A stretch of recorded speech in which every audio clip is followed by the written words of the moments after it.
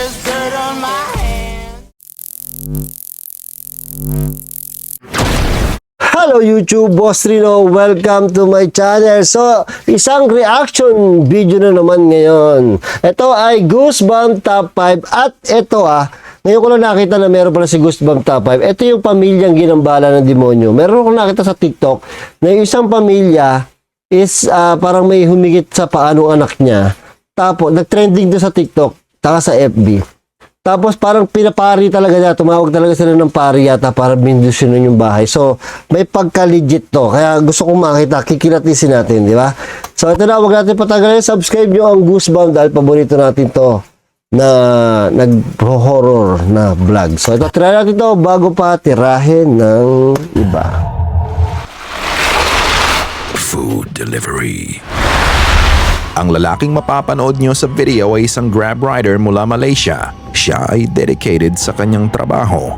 Umulan man o umaraw, madilim man o mataas ang sikat ng araw, wala siyang hinto sa ginagawa niya. Isang beses, nakakuha siya ng booking sa isang maliblib na lugar. Tahimik ang daan at wala din masyadong sasakyan. Layo-layo ang bahay at makakapal pa ang puno sa gilid ng kalsada. Oh, parang wala nang dadaanan Nang malapit na siyang makarating sa kanyang pagde-deliveran, isang bagay ang nakakuha ng atensyon niya.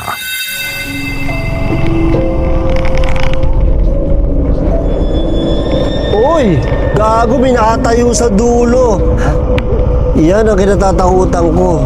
Ayun o, kita nyo? Yan naman. Kita nyo yun? Nakita ko yun. Malayo pa lang, nakita niya na ang puting figura na nakatayo sa gitna ng daan. Preno siya Dali-dali siyang nagmenor matapos niyang makita to.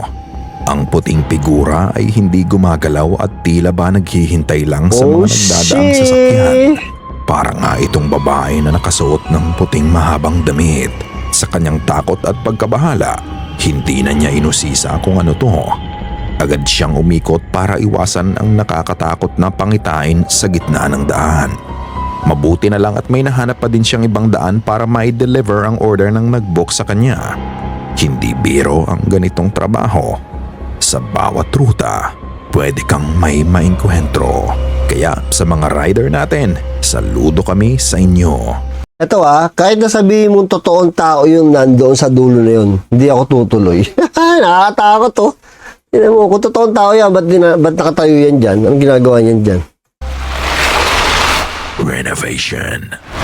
Renovation. Ang babaeng ito ay nagkaroon ng kakaibang karanasan sa kanyang ginagawang apartment. Si Beth ay isang negosyante at ang pangunahing business niya ay ang pagpaparenta ng mga apartment units. Meron siyang multiple units at kapag natatapos rentahan ang apartment niya, para makatipid ay siya na din mismo ang magre-renovate nito. Nire-record niya ang bawat ginagawa niya para maibahagi niya ang ilang kaalaman niya dito. Isang beses, habang inaayos niya ang isa sa mga unit niya, eto ang nangyari. I'm sitting here editing my footage from today working in the apartment, and if I did not take this footage, I would not believe that this even happened. I freaking caught a ghost on camera. Like, I am dead serious. I went over to take out the door in between the two apartments, and I realized that I forgot my hammer. So I went back to my house to get my hammer, and during the time I didn't stop recording, and there was no one home. The house was built in like the late 1800s, so it kind of makes sense. I've never had anything happen like this before. Here's the clip. I have not edited it down at all. Oh! Ito usually kasi kung merong nagbukas sa loob, makikita mo yung kamay Di ba? Wala tayong nakitang kamay. At nag-double pump siya. Kumbaga kung tinulak yon, nakabukas na. Pagkabukas niya, gumalaw pa ulit ng isa. So legit. Ayan nyo Gagalaw na. Yan, isa pa. Oh, di ba? Teka. Ang linaw ng camera, walang tali yan. Ang linaw niya, walang tali yan. Ayon sa kanya, Oh, ang legit bahay yun. ay luma na at ito ay gawa pa noong 1800s. Nang kunin niya ang martilyo, makikita mo na gumalaw mag-isa ang pinto. Makailang beses itong gumalaw hanggang sa makabalik siya. Imposibleng hangin daw yon dahil wala namang draft sa bahay. Kaya ang tanging naisip niya ay multo ang nagpagalaw dito. Hindi naman nakakapagtaka ang claim niya dahil sa katagalan na ng bahay, maaaring may ilang nakatira na din dito na hindi mo nakikita. Ano sa tingin mo? Multo o hangin? Ikaw Hangin? na ang magpasya. Paano naging hangin? Wait lang Mo, multo Hindi ba nakakawit siya na. o hangin? Ikaw na ang magpasya. The playground. Binalikan ni Moses ang playground na pinaniniwalaan niyang haunted kasama niya ang kanyang asawa, pero hindi nila nilapitan ang lugar bilang pag-iingat na rin kung sakaling may mangyari.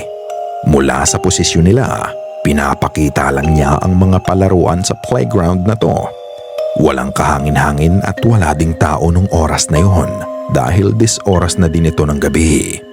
Habang pinapan niya ang camera niya, Creepy ng playground eh. No? Alam niyo ba't creepy yung playground? Kasi maraming pwedeng gumalaw dyan eh. may mangyayari na magbibigay kilabot sa kanila. Ay, pero se prendió.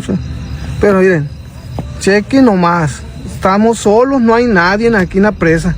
Aquí vinimos de nuevo para checar otra vez lo del mentado árbol que habíamos de susodicho árbol. No, pero pues la neta, esta vez la verdad no quisimos bajar, ni quisimos. Miren, aquí estamos yo y mi esposa. Y por la neta esta vez no quisimos bajar por precaución porque no sabemos qué es lo que puede haber ahí. Entonces mejor nos quedamos aquí, pero ahí se mira donde está solo. Mira, ahí están los juegos donde está nada prácticamente. Ay, no mames. Oh, ¿Dónde está? Tama, hindi gumagalaw, biglang gumalaw. Nada prácticamente. Ay, no mames. Oh, shit.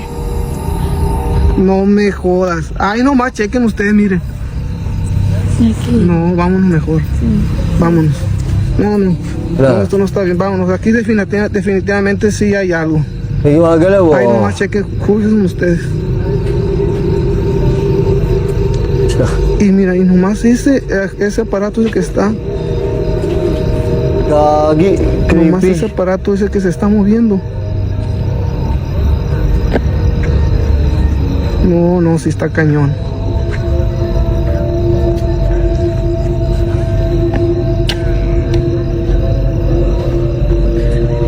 Vámonos mejor. No, vámonos ya. Bueno, nos vemos. Aquí ya mejor ya. Hay que dejarlos a gusto a los fantasmitas que estén haciendo ejercicio. Pinapakita niya lang ang Multo daw ng bata, nag-exercise sa hype niya. playground. Sa una wala namang kakaiba ngunit hindi nagtagal. Makikita mo na bigla na lang gumalaw ang leg swing ng mag-isa. Tsaka yan, di ba? Kung may tali yan, di ba yan, pag ginalaw mo yung isa, hindi naman gagalaw yung isa? Automatic ba yung pag ginalaw mo yung, ginalaw mo yung kaliwa, automatic ba gagalaw yung kanan? Hindi naman, di ba? So, parehas mo dapat gagalawin yan para gumalaw. So, kung may tali, wala pa tayo nakikitang tali, di ba? Pili ko, hindi kaya ng sinulid yan, mapuputol yung sinulid. Hindi ito basta-basta gagalaw dahil may kabigatan ang mga ito. At kailangan mo ng puwersa para pagalawin to. May hangin man o wala, imposibleng gumalaw ito ng mag-isa. You can see that from being stationary, dahan-dahan itong nagsimulang mag-swing. However, hindi ito ang unang beses na may nangyaring kababalaghan sa kanya sa lugar na to.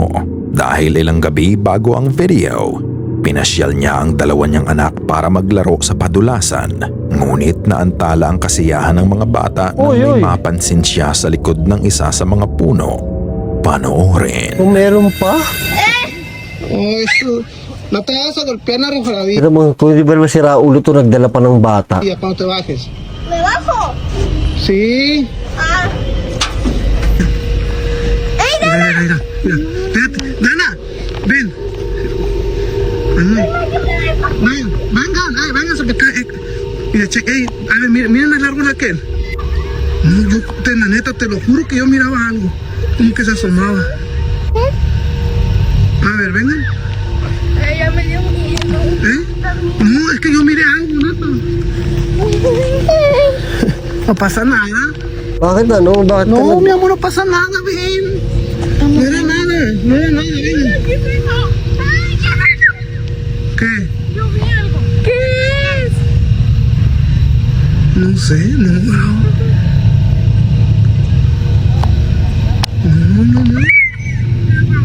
Nasaan? No creo que sea, pero no está. Ayun, may sumilip. Mira, sí se miró. ¡Hey! ¿Quién está ahí? Gago, may sumilip. Yo sí miré, alcancé a ver algo. Mira, ¿te checaste? ¿Viste? ¿Qué es eso? A ver. Oh, mira. ¿Qué es eso? Creepy nun, no? Hey! Sinisigaw mo eh. Ayaw lumabas. Sinisigaw mo eh. ¡Asómate! Ala, tapang mo. Hindi lalabas yan. Oh, sumilip ulit, gagi. Nang itutok ni Moses ang camera sa puno, makikita mo ang pagsilip ng puting mukha sa kanila. Nilapitan pa nga nila ito kahit makikita mo na ang takot sa mukha ng mga bata. Nang muli niyang itutok ang camera sa puno, muling sumilip sa kanila ang puting mukha. Nang kumprontahin niya ang figura, hindi nga nagtagal. Nakita nilang muli ito at matapos nun ay napatakbo na lang sila sa kaba. Naniniwala ba kayo na ang mukhang sumilip sa kanila ay ang parehong entity na nagpagalaw sa leg swing? Ano sa tingin nyo? Totoo o gawa-gawa lamang? Alam nyo ba, comment nyo nga sa baba, alam nyo ba bakit yung mga multo mahilig sumilip? Usually kasi pag nakita tayong video, sumisilip lang yung mga multo eh. Nahihiya ba sila o ayaw nila makita sila? Hindi ko alam eh. Welcome home. Welcome Ang home. videong ito ay binahagi ng poster sa kanyang TikTok account dahil sa nangyari dito. Sinundo ng asawa niya ang anak nila galing eskwelahan. Makikita mo sa CCTV footage ang pagdating ng mag-ina. Ibinaba ng asawa niya ang bag na hawak nito sa lamesa. At kayo na ang humusga sa susunod may na gumalaw yung mangyayari. ano. Uy, ano nangyari? Okay, hold on. It's just. My phone. Oh no. Here, don't mess it up. Whoa. Okay. All right, let's get you out that corner. Creepy ng bahay.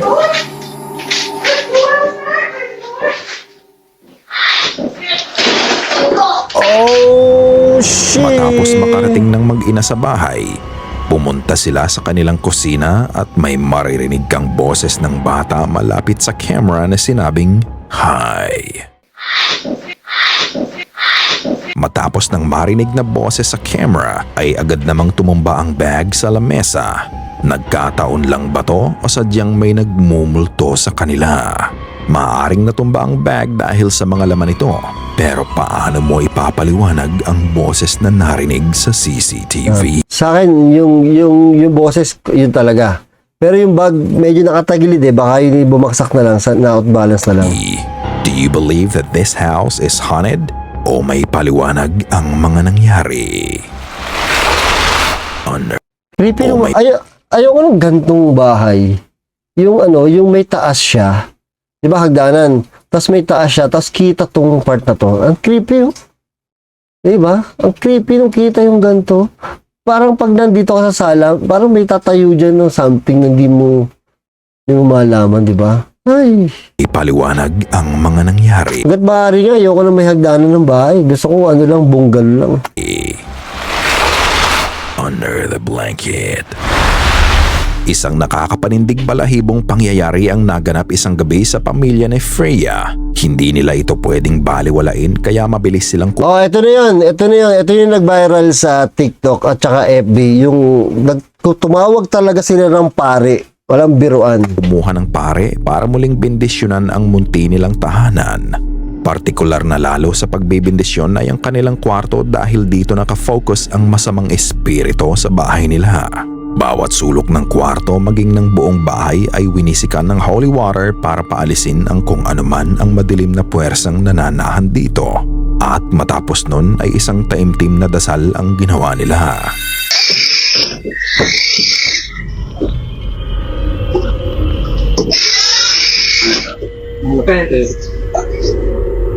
Yung CCTV nila tapo. Ganyan yung CCTV ko sa bahay. Palta ko na kaya yun.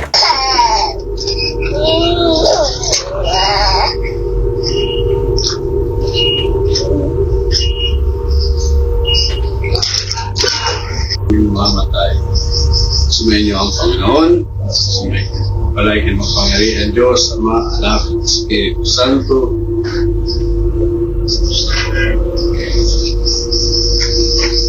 So, ano, kagabi lang nangyari yan? Isang araw ko madaling araw. Just po, may CCTV po. Nang matapos ng Di naman siguro sila nagsisinungaling. Tumawag pa sila ng pari eh. Diba? pare ang kanyang house blessing, ang tanong nito kay Freya ay kung kagabi lang nangyari yan. Ang tinutukoy niya ay ang kababalaghang naganap sa loob ng kwarto nila. Hindi nga lang ito simpleng pagpaparamdam.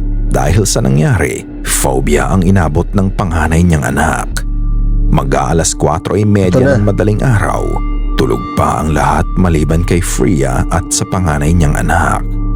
Napasigaw at napaakap na lang ang bata sa kanyang ina dahil ito sa nangyari. Napasigaw at maliban kay Freya at sa panganay niyang anak. Napasigaw at napaakap na lang ang bata sa kanyang ina dahil ito sa nangyari. Oh my God. Oh, hindi iyak yung bata. Hindi iyak yung bata nung gano'n kung wala siyang naramdaman sa paa niya.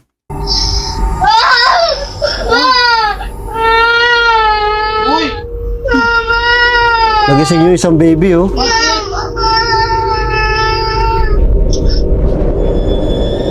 Parang yung tatay, sanay na naiyak yung anak niya, no?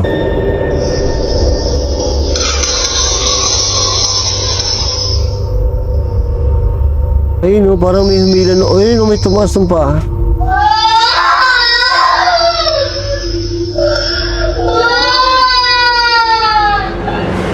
Nakita mo ba yun? Hindi Habang masyado. nagsa-cellphone si Freya, makikita mong Gising pa yung nanay. inayos lang ng kanyang anak ang kumot niya nang bigla na lang na parang may humatak dito. Nasaksihan ng bata ang pangyayari na labis niyang ikinatakot. Bukod doon, nang ayusin ng bata ang kumot, makikita mong nakabaluktot ang dalawa nitong paa. Hindi din pa ni Freya ang may gawa nun nakabaluktot. Oo, ang galing ni Goosebump, oh. Yung paa nakataas. Bukod doon, nang ayusin ng bata ang kumot, Oo nga, makikita mong nakataas. nakabaluktot ang dalawa nitong paa. Hindi din pa ni Freya ang may gawa nun dahil nakatalikod siya sa anak niya ng Oo oras na nga, yun. ang galing. Hindi lang yun ang nakakapagtaka sa pangyayari. Kung pagmamasdan, kung ano man ang may gawa ng paggalaw ay nasa ilalim din mismo ng kumot kasama nila. Ito ay nanggaling sa tabi ng anak niya at papunta sa paahan nila. At pagkatapos noon, makikita mo pang umangat ang kumot na parang nga. may tumayo sa loob nito bago ito nawala. At sa pagsigaw ng anak niya, isang orb din ang mabilis na dumaan mula sa kanan pa kaliwa. Na-capture ba ng CCTV nila ang aktual na haning sa bahay nila? Matapos nga ng ginawang Ito pa isa, CCTV nila mula may napansin pa ako, ah. sa Ewan ko kung nasabi ni Goosebump, ah. Tingnan nyo, ah. kaliwa. Na-capture ba ng CCTV? Ay, di ba, ayan, ito yung kumot. Di ba? So, sabihin natin paanong bata. Imposible kasi hindi maliit lang yung bata, hindi aabot yung paa niya dito para maitulak yung kumot na ganyan. Di ba? Sabihin natin na straight niya yung paa niya. Hindi aabot lang ganito kahaba yung paa. Kasi parang kasing laki na ng nanay ito eh.